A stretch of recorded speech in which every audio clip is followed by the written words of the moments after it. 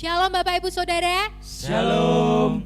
Kita bersuka cita ya hari ini, kita mau bersyukur, kita masih bisa kumpul bersama keluarga meskipun kita tidak beribadah bersama-sama di sini, tapi kita percaya bahwa hadirat Tuhan itu tidak terbatas, kuasa Tuhan yang tak terbatas tetap menjamah Bapak Ibu Saudara semua dengan kuasa yang dahsyat. Dan kita mau bersyukur, kita mau percaya bahwa perlindungan Tuhan itu tetap nyata dalam keluarga kita. Kita mau memuji Tuhan lebih lagi, amin. Amin.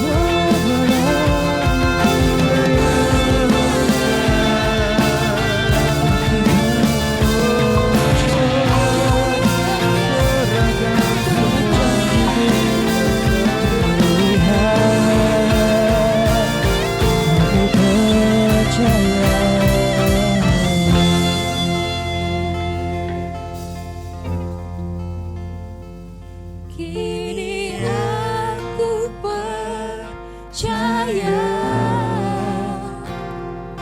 tiada yang mustahil bagimu. Kuasamu kuatkanku, dasarku berharap.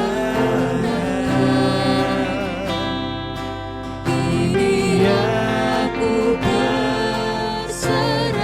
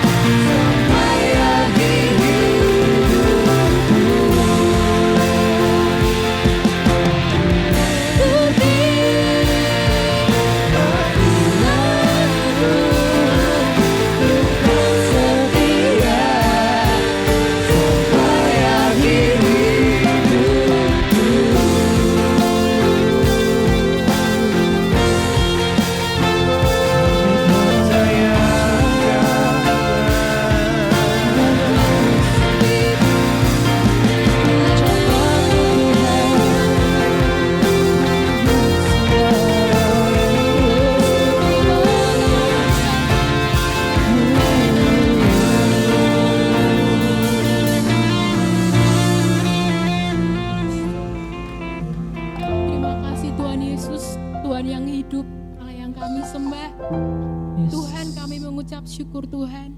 Kami masih ada sampai hari ini Tuhan, itu semua karena kasih dan anugerah-Mu Tuhan.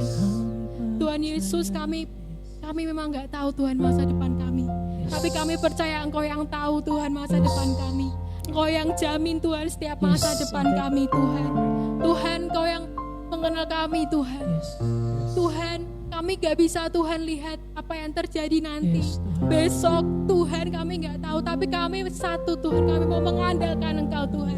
Kami mau terus berserah kepada kekuatan-Mu yang nyata, kuasa-Mu yang ajaib, kuasa-Mu yang tak terbatas untuk memampukan setiap kami Tuhan, untuk terus menggiring Engkau sampai akhir nanti Tuhan. Tuhan, kalau sebentar lagi Tuhan kami mau mendengarkan firman-Mu Tuhan. Biar firman-Mu berbicara kuat Tuhan setiap hati kami Tuhan. Kami mau buka hati kami lebar-lebar untuk mendengar firman-Mu Tuhan. Biar firman yang ditabur itu hidup Tuhan. Dan bertumbuh dan kami menghidupi setiap hari Tuhan. Dan kami percaya Tuhan, saat kami melakukan firman-Mu, kejadian yang mustahil itu bisa terjadi dalam hidup kami Tuhan. Kami percaya Tuhan, kami mau serahkan Tuhan setiap hidup kami Tuhan. Terima kasih Bapa di dalam nama Tuhan Yesus. Haleluya. Amin.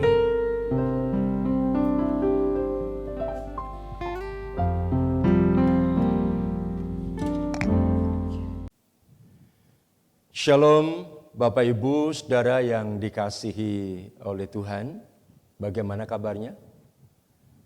Harapan kami Bapak Ibu Saudara meskipun ada di rumah masing-masing tetap semangat di dalam membangun hubungan pribadi dengan Tuhan, baik lewat doa, lewat pujian bersama-sama dengan keluarga.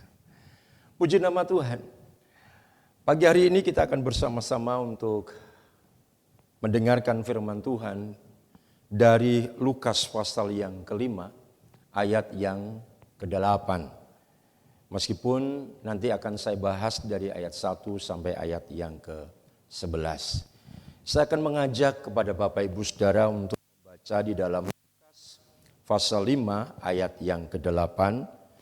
Mari Bapak Ibu Saudara kita akan baca bersama-sama. Siap? Mari kita akan baca Lukas 5 ayat yang ke-8.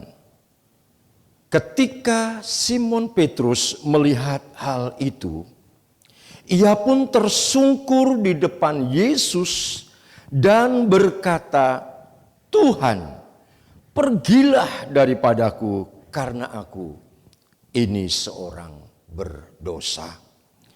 Mari saya ajak kita jemaat Tuhan untuk tundukkan kepala dan kita akan berdoa.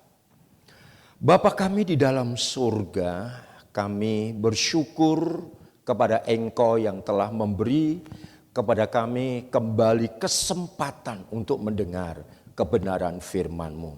Kami percaya, kami yakin Engkau memberkati dalam kami mendengarkan kebenaran firman-Mu dengan pengertian, hikmat dan pewahyuan yang daripadamu untuk kami dapat lakukan dalam kehidupan kami. Terima kasih Tuhan Yesus, kami mengucap syukur dan kami siap untuk mendengar kebenaran firman Tuhan. Haleluya. Amin. Bapak Ibu Saudara yang dikasihi oleh Tuhan, ayat yang tadi kita sudah baca merupakan kisah cerita tentang pengalaman Petrus dengan Tuhan Yesus. Di mana pengalaman yang dialami oleh Petrus itu berdampak pada pengenalan akan dirinya dan juga pengenalan akan Tuhan, sehingga menghasilkan perubahan hidup yang luar biasa. Ya, itulah sebabnya saya mengajak kita bersama-sama akan belajar tentang hal ini. Mari kita akan mulai bagian yang akan kita pelajari. Nah, bagian yang pertama adalah dari ayat yang ketiga berbunyi demikian. Ia naik ke dalam salah satu perahu itu, yaitu perahu Simon, dan menyuruh dia supaya menolakkan perahunya sedikit jauh dari pantai. Lalu ia duduk dan mengajar orang banyak dari atas perahu. Nah, Bapak Ibu Saudara, dari ayat ini kita bisa menyimpulkan bahwa betapa pentingnya memberi tempat buat Tuhan. Sebagaimana Petrus lakukan. Petrus memberikan tempat, yaitu perahunya. Ya. Supaya apa? Supaya di sana Tuhan itu mengajar, menyampaikan firman Tuhan, menyampaikan hal-hal yang sangat penting untuk diketahui oleh orang banyak, tetapi yang paling mendengar dengan jelas adalah Petrus yang duduk di belakang Tuhan Yesus ketika Tuhan Yesus mengajar orang banyak.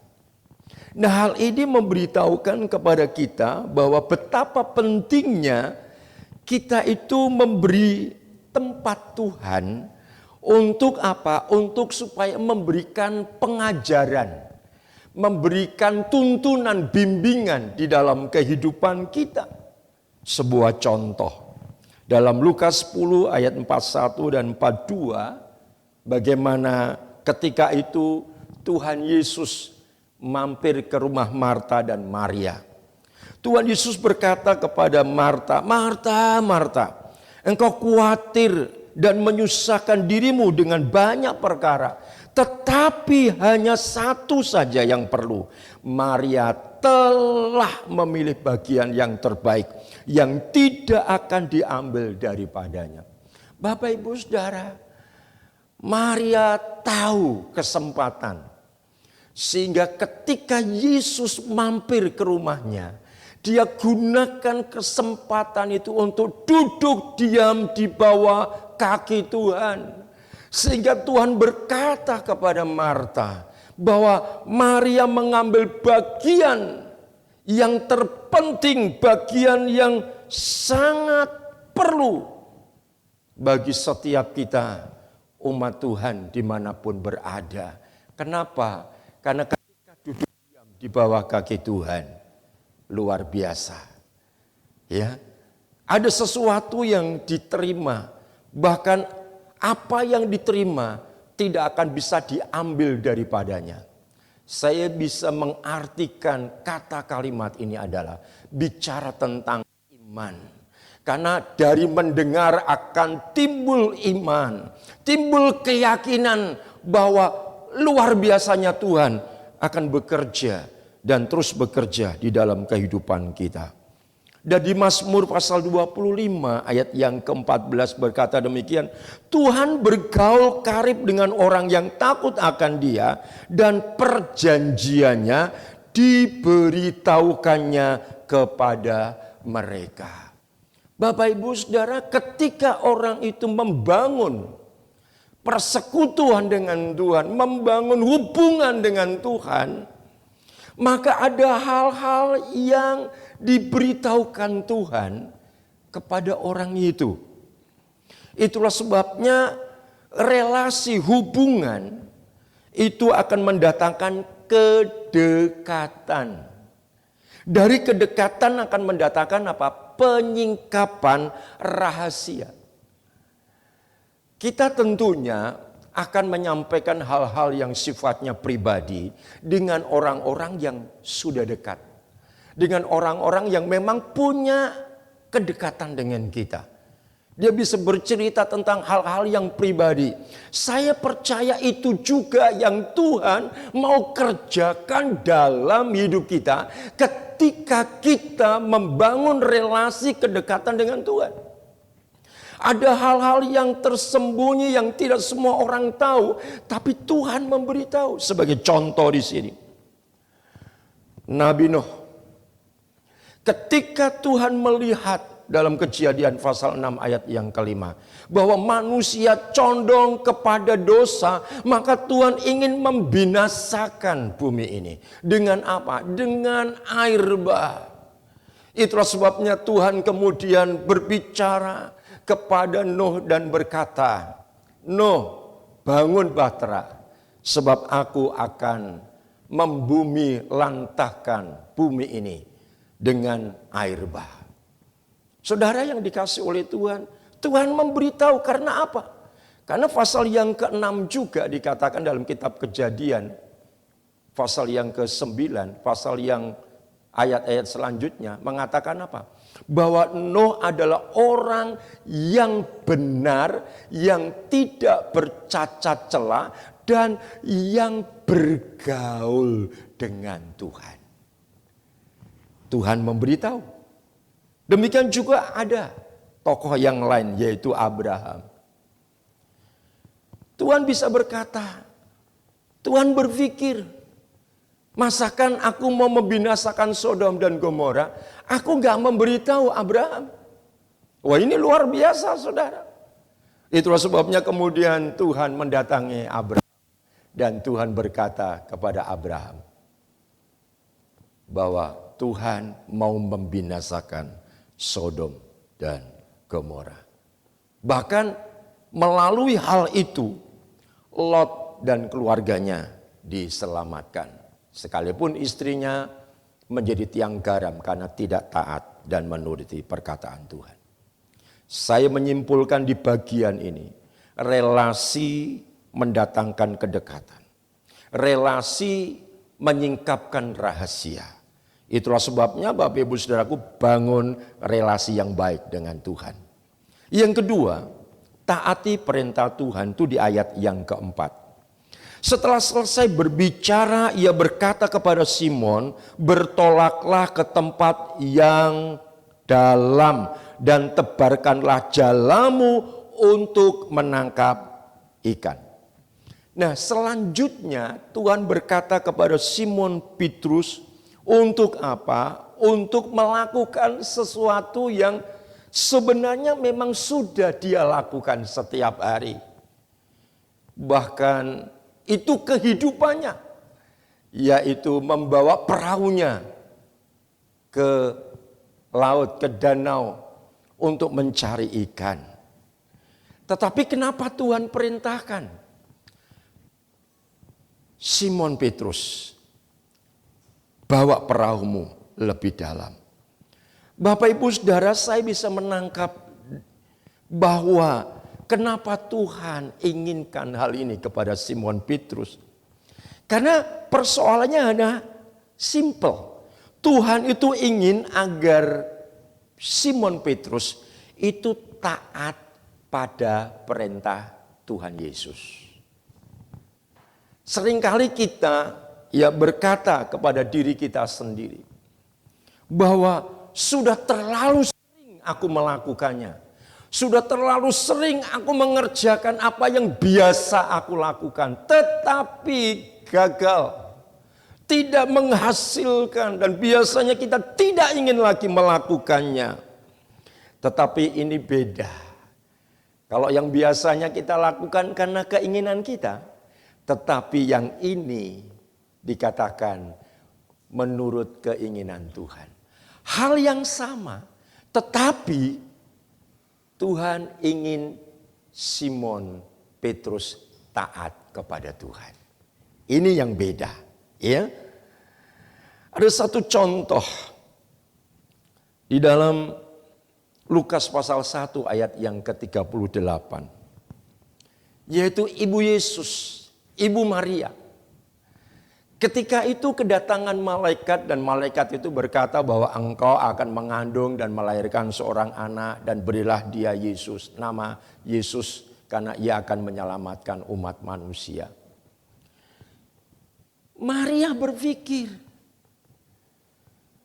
Nalarnya berbicara. Mana mungkin aku belum bersuami. Artinya dia belum menikah dengan Yusuf. Kok dia hamil? Tetapi Bapak Ibu Saudaraku yang dikasih oleh Tuhan. Tuhan menuntut ketaatan Maria untuk melihat fakta yang akan terjadi. Bukankah di dalam Ibrani pasal 11 ayat yang ke-1. Iman adalah dasar dari apa yang kita harapkan. Dan bukti dari apa yang tidak kita lihat. Malaikat berkata kepada Maria bahwa engkau akan mengandung dan engkau akan melahirkan. Itu sesuatu yang belum terjadi, tetapi pada akhirnya dia berkata, aku inilah hambamu. Jadilah menurut perkataanmu. Ini yang Tuhan mau kehendaki dalam kehidupan kita. Bahwa kita taat kepada Tuhan. Iya, luar biasa. Sehingga di dalam bagian yang kedua ini kita bisa menyimpulkan bahwa Tuhan menginginkan kita menempatkan diri sebagai hamba, mentaati perintahnya. Oleh karena apa? Oleh karena Tuhan ingin melihat apakah kita sebagai orang yang percaya kepada Tuhan itu taat kepada Tuhan. Ya. Nah, mari sekarang kita melihat di bagian yang ketiga. Jangan kita mempertahankan diri kita, tetapi percayalah. Ayat yang kelima, Simon menjawab, Guru, telah sepanjang malam kami bekerja keras dan kami tidak menangkap apa-apa. Tetapi karena engkau menyuruhnya, aku akan menebarkan jala juga. Saudara yang dikasihi oleh Tuhan, sebenarnya Petrus itu bisa berkata begini, Yesus, Guru, aku ini nelayan. Aku ini nelayan. Biasa mencari ikan. Dan aku sudah semalam-malaman mencari ikan dan tidak mendapat. Kok sekarang akhirnya aku harus menebarkan jala dan mencari ikan. Kita bisa berkata demikian. Karena apa? Karena kita sudah melakukannya. Nah, apa maksudnya di sini? Saya bisa melihat bahwa setiap kita memang punya apa yang namanya kemampuan, kesanggupan. Tapi ada pepatah mengatakan, sepandai-pandainya tupai melompat, pasti akan jatuh juga. Artinya bahwa keberadaan kita, kehebatan kita itu ada batasnya. Maka Tuhan tidak ingin lagi kita menggunakan keterbatasan kita, tetapi kita mengandalkan Tuhan sebagaimana Amsal pasal 3 ayat 5 dan 6. Percayalah kepada Tuhan dengan segenap hatimu dan jangan bersandar kepada pengertianmu. Akuilah Dia dalam segala lakumu, maka Ia akan meluruskan jalanmu. Bapak Ibu Saudaraku, dari hal ini saya mendapatkan kesimpulan bahwa betapa pentingnya kita ini mau mengerti maksud Tuhan. Kenapa? Karena Tuhan itu punya cara yang berbeda. Cara yang aneh. Cara yang kadang-kadang tidak bisa kita mengerti. Tetapi cara itu cara untuk menolong kita. Hanya Tuhan butuh kita percaya dan mengandalkan Tuhan. Oh, haleluya, puji nama Tuhan. Nah, Bapak Ibu Saudaraku yang dikasihi oleh Tuhan, mari kita akan melanjutkan bagian yang keempat, yaitu berbicara tentang mujizat itu terjadi. Ayat yang keenam berbunyi demikian. Dan setelah mereka melakukannya, mereka menangkap sejumlah besar ikan sehingga jala mereka mulai koyak. Bapak Ibu Saudara, di sini kita melihat bagaimana Petrus itu melihat mujizat. Dan ini berbicara tentang apa, Bapak Ibu Saudaraku? Ini berbicara tentang pengalaman pribadi. Ya, saudaraku, betapa pentingnya kita punya pengalaman pribadi dengan Tuhan, melihat, menyaksikan, mengalami apa yang namanya mujizat karena kita bersama dengan Tuhan dan mengikuti apa yang diperintahkan oleh Tuhan. Ini luar biasa, Bapak Ibu Saudaraku. Ya, sebagaimana sebuah contoh saya akan beritahukan kepada saudara. Yohanes pasal 9 ayat yang ke-7 saja. Ada seorang yang buta tetapi disembuhkan. Ayat firman Tuhan ini berkata begini, dan berkata kepadanya, pergilah, basuhlah dirimu dalam kolam Siloam. Siloam artinya yang diutus. Maka pergilah orang itu, ia membasuh dirinya, lalu kembali dengan matanya sudah melek. Bapak, Ibu, Saudara, saudara bisa membayangkan tidak? Bagaimana orang buta disuruh Tuhan untuk pergi ke kolam Siloam yang memang tidak tahu, karena di sini tidak disebutkan berapa kilometer perjalanannya, arahnya kemana. Tetapi tentunya logika kita pun juga berkata, orang buta kok suruh pergi membasuh mukanya di kolam Siloam. Gak masuk akal. Kalau dia tidak buta, bisa. Mungkin kita juga bisa berkata bahwa minta tolong orang untuk menuntun. Saudara, seringkali itu yang terjadi. Tapi Tuhan tidak mau begitu. Tuhan ingin agar orang yang buta ini punya pengalaman pribadi. Ketika dia mulai melangkah dan berjalan, sembuh enggak ya? Kira-kira nyampe di tempat tujuan apa enggak ya? Aduh, kemana ya jalannya? Aku mau tanya ke kolam Siloam. Itu jalan kemana, arah mana, kira-kira berapa kilometer? Saudara, setiap tapak demi tapak dia jalani. Disitulah yang saya mau katakan, itu pengalaman, itu proses. Tuhan ingin kita ada di sana. Kalau kita ingin melihat mujizat. Kita kembali kepada Simon Petrus. Ketika dia disuruh untuk menebarkan jala, sama.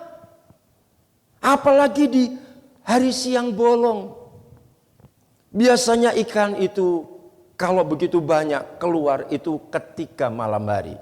Makanya kebanyakan nelayan mencari ikan pada malam hari.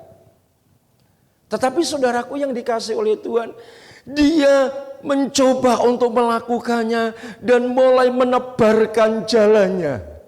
Saudara yang dikasih oleh Tuhan, kalau Tuhan yang menyuruh, pasti Tuhan memberikan apa yang diinginkan dan disediakan buat kita. Tuhan sudah menyuruh apa? Ikan-ikan untuk berdatangan. Ketika jalannya hampir masuk ke dalam air, itu ikan-ikan sudah berbondong-bondong berada di tempat di mana jala itu jatuh. Dan bukan hanya 10, 100, tapi begitu banyak, bahkan Alkitab mencatat hampir tenggelam 2 perahu. Karena terlalu penuh ikan memenuhi perahu Simon Petrus dan perahu yang lain. Saudara yang dikasih oleh Tuhan, saya menyimpulkan di sini bahwa betapa pentingnya kita punya pengalaman pribadi yang bisa bercerita tentang apa yang kita alami. Dan di dalam pengalaman itu terdapat proses terjadinya mujizat yang dialami oleh setiap kita secara pribadi. Dan inilah pengalaman yang sangat berharga. Kita bukan cuma mendengar, di sana ada mujizat, di sana ada, lalu kita cerita dengan orang lain. Bukan, tetapi kita sendiri yang mengalaminya. Haleluya, puji nama Tuhan. Nah, pengalaman itu penting, pengalaman pribadi dengan Tuhan. Maka bangun pengalaman pribadi dengan taat, ngikuti perintah Tuhan. Apa yang dikatakan oleh Tuhan sesuai dengan perkataan firman Tuhan yang kita baca di Alkitab, mulai dilakukan, mulai dikerjakan. Mungkin sekali gagal, 2 kali gagal, 3 kali gagal, tapi lakukan dengan segenap hati. Saya percaya akan ada pengalaman pribadi yang luar biasa yang dari Tuhan, di mana Tuhan menolong kita dan membuat kita berhasil dan beruntung. Haleluya. Dan yang kelima, menjadi berkat bagi orang lain. Ayat yang ke-7 mengatakan, lalu mereka memberi isyarat kepada teman-temannya di perahu yang lain supaya mereka datang membantunya. Dan mereka itu datang, lalu mereka bersama-sama mengisi kedua perahu itu dengan ikan hingga hampir tenggelam. Bapak Ibu Saudara yang dikasihi oleh Tuhan, pengalaman mujizat yang terjadi, yang dialami oleh Simon Petrus, itu membuat Simon Petrus mengundang orang lain datang untuk menerima hal yang sama. Kenapa seringkali orang Kristen tidak bisa menjadi kesaksian bagi orang lain? Karena tidak mengalami Tuhan dalam hidupnya. Kalau mengalami kehidupan dengan Tuhan dan ada mujizat yang terjadi, maka ia tidak akan menahan-nahan untuk tidak menceritakan mujizat itu kepada orang lain. Sama seperti Simon Petrus. Panggil itu teman-temannya. Saya yakin orang yang sudah terbiasa melihat dan menikmati mujizat Tuhan, pertolongan Tuhan, ia tidak menjadi kikir, dia tidak menjadi orang yang pelit. Tetapi justru dia senang. Senang apa? Senang untuk mau melakukannya lagi. Karena apa? Ketika melakukannya lagi, ada mujizat lagi, ada mujizat lagi, ada mujizat lagi. Ada satu contoh di Alkitab juga dalam Yohanes pasal 6. Ada seorang anak kecil, dia membawa 5 roti, 5 ketul roti dan 2 ikan. Ya. Ketika itu ada salah satu murid Tuhan Yesus yang bernama Andreas meminta kepadanya. Dan anak itu memberi. Dan apa yang terjadi?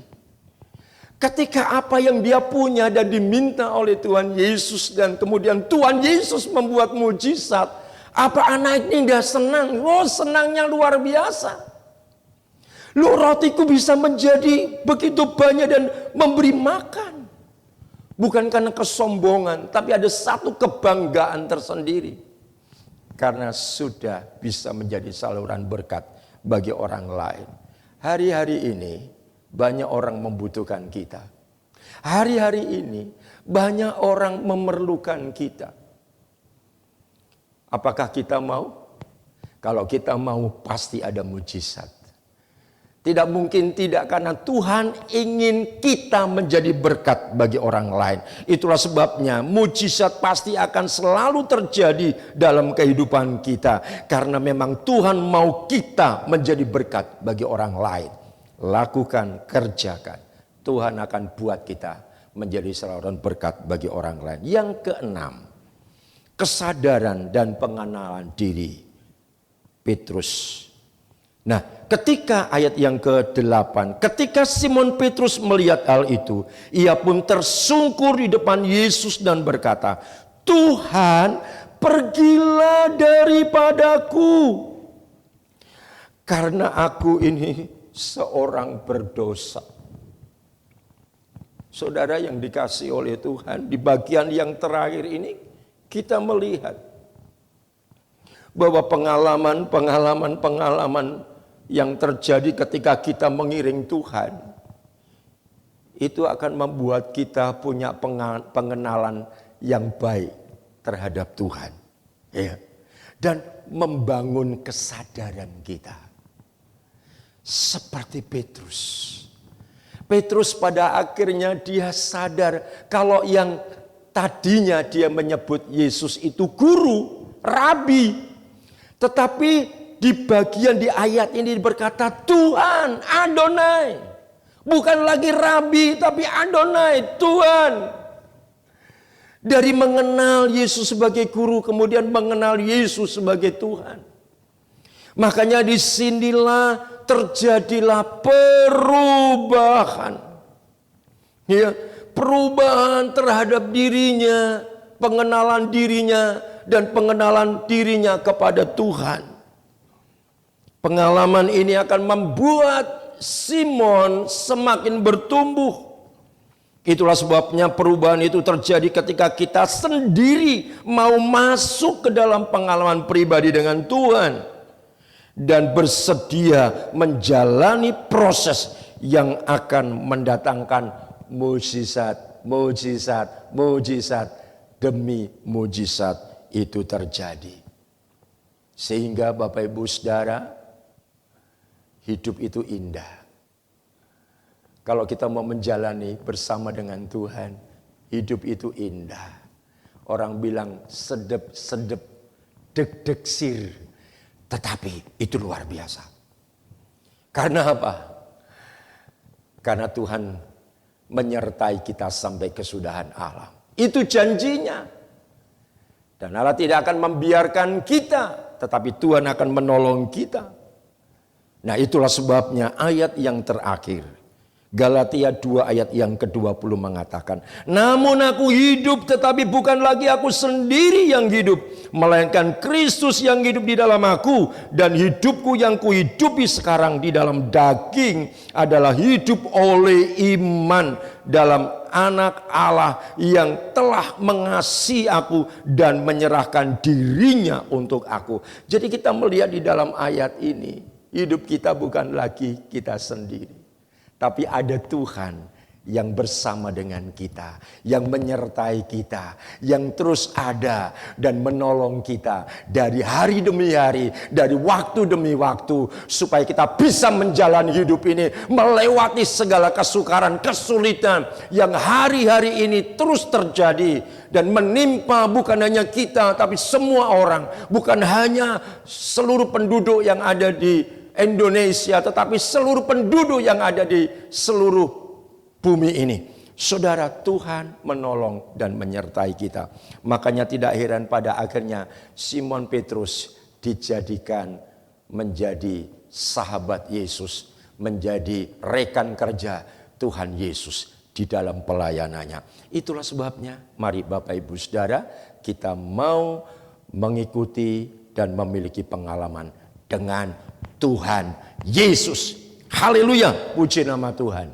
Mari Bapak Ibu Saudaraku yang dikasihi oleh Tuhan, tiba saatnya kita bersama-sama untuk bersekutu dengan tubuh dan darah Yesus.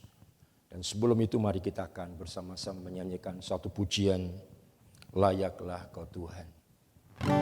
Oh, terima kasih Tuhan, karena memang Kau layak untuk disembah, Kau layak untuk dipuji, sebab karyamu yang ajaib dalam setiap jalan hidup kami.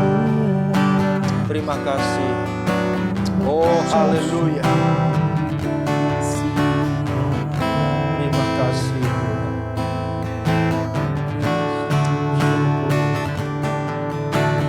Tak terukur kasih-Mu Yesus, Kau telah mati gantikan diriku. Kau curahkan darah-Mu untuk tebus dosaku.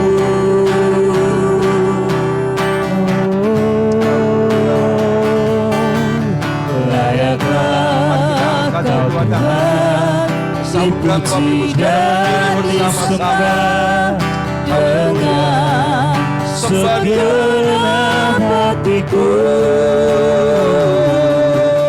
Layaklah Kau Tuhan, dipuji dan disembah dengan segenap jiwa ragaku. Layaklah Kau Tuhan, layaklah Kau Tuhan, dipuji dan disembah dengan segenap hatiku.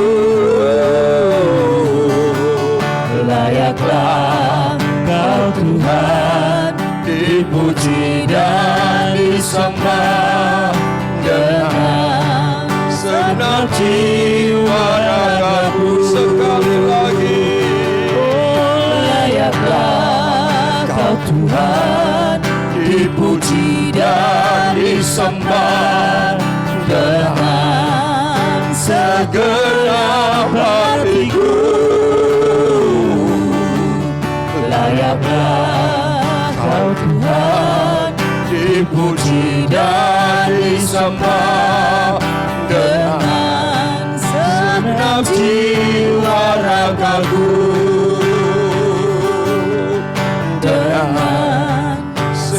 segenap jiwa ragaku,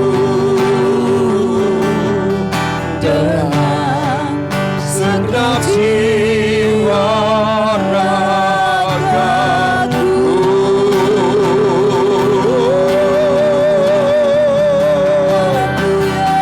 Dengan segenap hati Tuhan,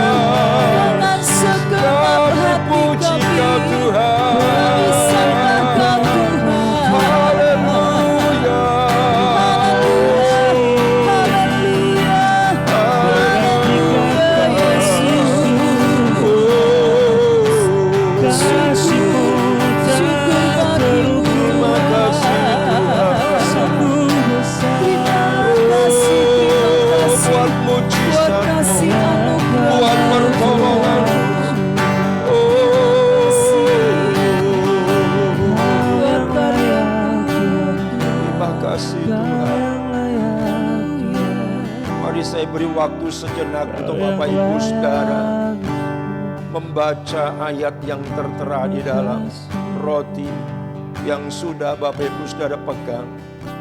Renungkan, hayati, hidupi. Dan saya percaya Tuhan akan melakukan sesuai dengan firman-Nya bagi setiap kita. Oh haleluya. Terima kasih Tuhan, terima kasih. Terima kasih Tuhan, terima kasih. Dan mari Bapak Ibu Saudara, kita akan mendengarkan perkataan firman Tuhan. Haleluya. Dan ketika mereka sedang makan, Yesus mengambil roti, mengucap berkat, memecah-mecahkannya lalu memberikannya kepada murid-muridnya dan berkata, ambillah, makanlah, inilah tubuhku.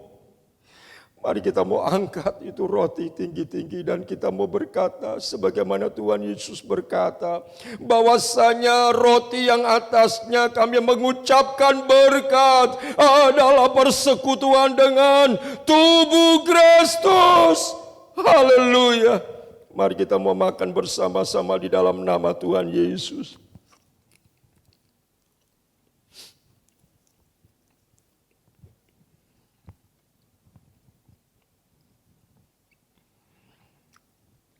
Mari kita mau pegang cawan dan kembali mendengarkan firman Tuhan.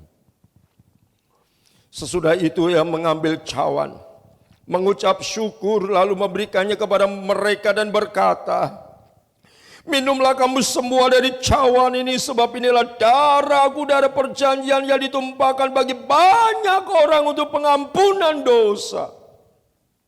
Mari kita mau angkat tinggi-tinggi dan kita mau berkata sebagaimana Tuhan Yesus berkata, bahwasanya cawan yang atasnya kami mengucapkan syukur adalah persekutuan dengan darah Kristus.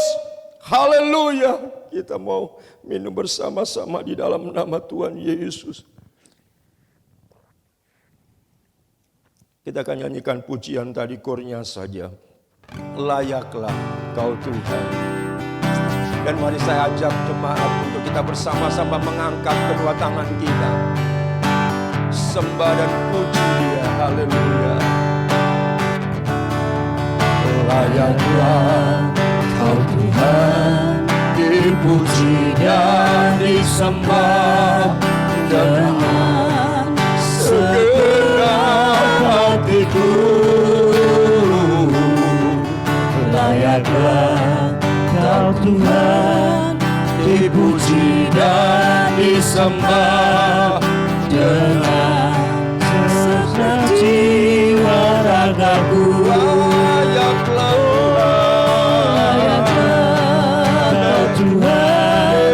Dipuji dan disembah dengan segenap Engkau hadir di tengah-tengah kami Tuhan. Engkau hadir untuk memberkati kami umat-Mu, membangkitkan semangat dan tetap terus berjuang mencapai tujuan. Sebab Kau sudah memberi kemenangan kepada kami. Terima kasih sekali lagi kita mengatakan bersama-sama. Tuhan, dipuji dan disembah dengan segenap hatiku. Layakkah Kau Tuhan, dipuji dan disembah dengan segenap jiwa ragaku. Dengan segenap jiwa ragaku. Dengan segenap jiwa ragaku. Haleluya, haleluya, haleluya. Terima kasih Tuhan. Terima kasih buat penebusan yang Kau berikan kepada kami, buat pembebasan, kemerdekaan yang Tuhan berikan kepada kami. Terima kasih, terima kasih. Dan saya mohon nanti Ibu Pendeta Francisca akan pimpin kita di dalam doa. Terima kasih Tuhan. Terima kasih Tuhan. Terima kasih. Pujian, hormat, syukur, kemuliaan bagi-Mu Ya Tuhan. Tuhan.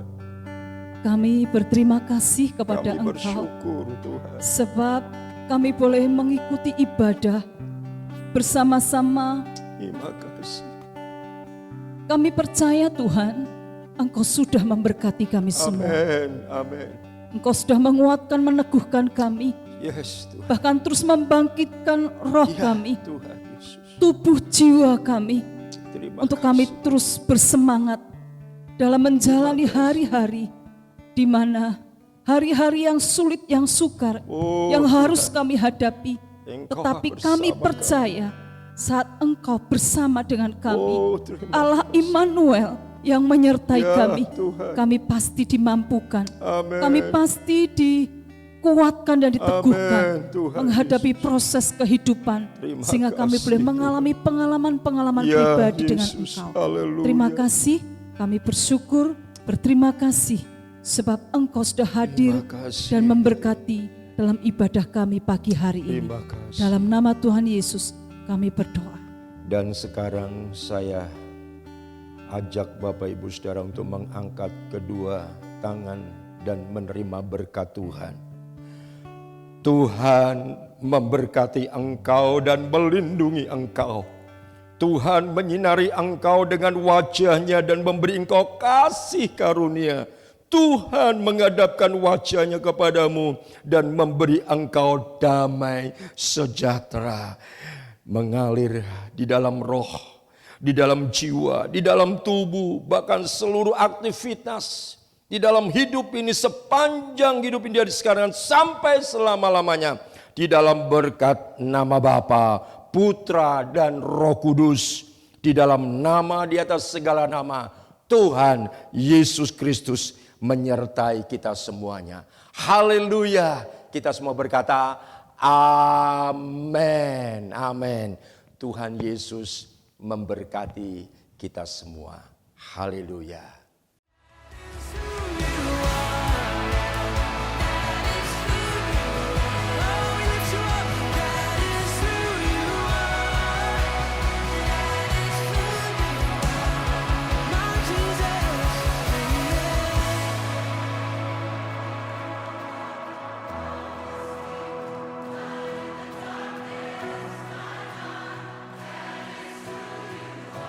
Yes, it is, yeah, to you